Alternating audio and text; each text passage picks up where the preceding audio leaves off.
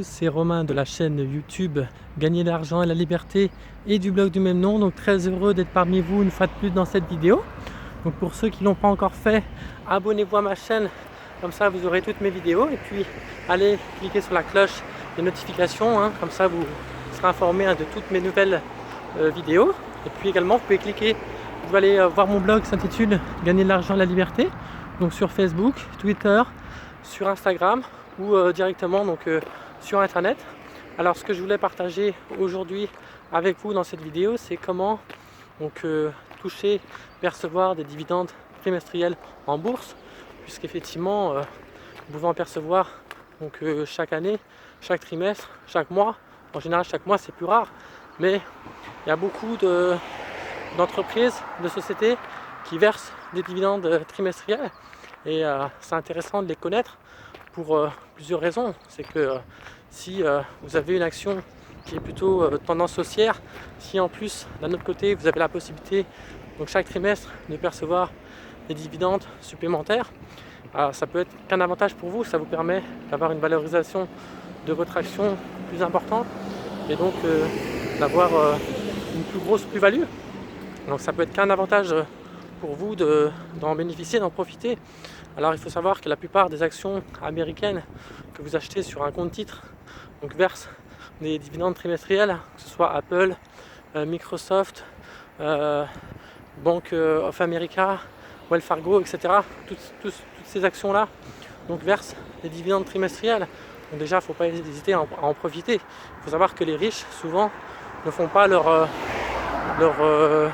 regardent pas leur compte, ne font pas leur compte à l'année, ils font leur compte au trimestre.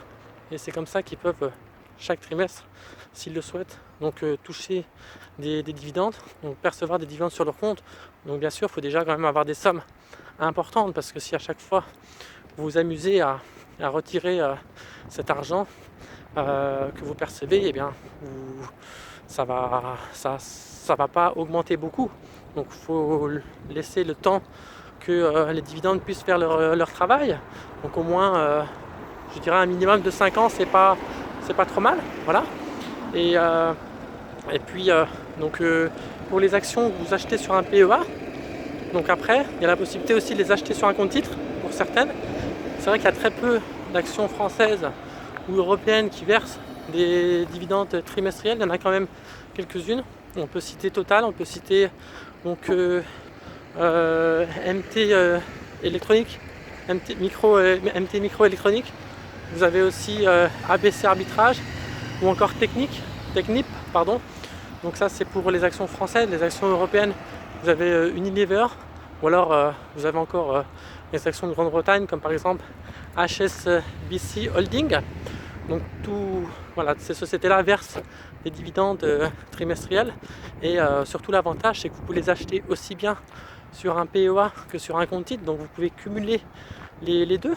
Donc c'est ça qui est aussi avantageux.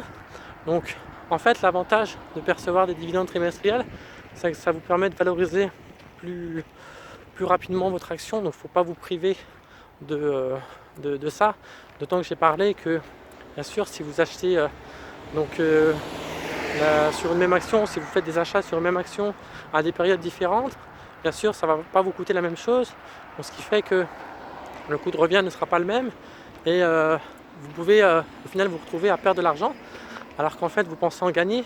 Tout ça parce que il y a un coût de revient qui est sur le marché qui n'est pas le même que celui que vous aurez acheté à un instant T.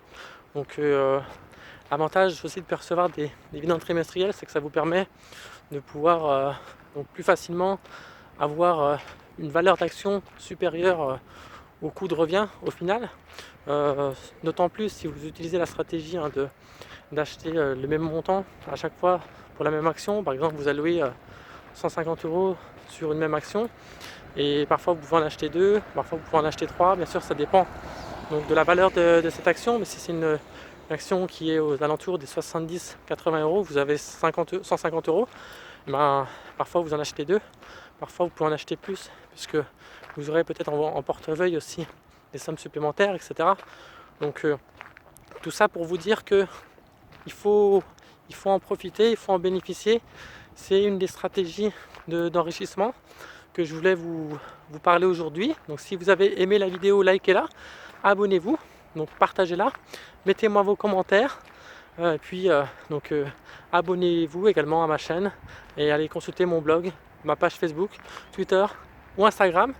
Et je vous donne rendez-vous très vite pour de nouvelles vidéos. À très bientôt. Ciao!